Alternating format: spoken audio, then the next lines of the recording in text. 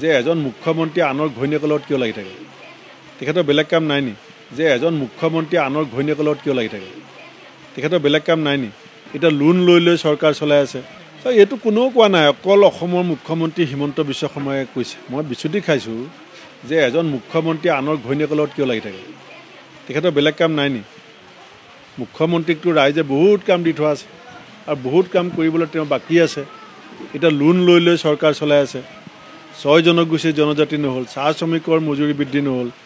বানপানীৰ সমস্যা গৰাখহনীয়া সমস্যা এতিয়া ইয়াতে ৰাইজে ক'লে আমাৰ নাহৰকটীয়াত ক্ষুদ্ৰ চাহ শ্ৰমিকৰ পাতৰ মূল্য নিৰ্ধাৰণ কৰাৰ কথা কৈছে ক্ষুদ্ৰ চাহ শ্ৰমিকৰ মাটিৰ কাগজ পত্ৰৰ কথা কৈছে এইবিলাক কামত মুখ্যমন্ত্ৰী লাগিব লাগে বেলেগৰ পৰিবাৰৰ লগত এগৰাকী মুখ্যমন্ত্ৰী আমাৰ দৰে অসমৰ এখন ইমান এটা ঐতিহাসিক ৰাজ্য আমাৰ মুখ্যমন্ত্ৰী চকীখনৰ যিটো গৰিমা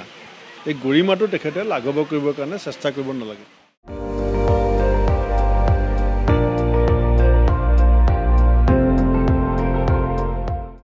আপুনি চাই আছে ND24 সৰ্বশ্ৰেষ্ঠ নহয় সৰ্বোত্তমৰ দৌৰ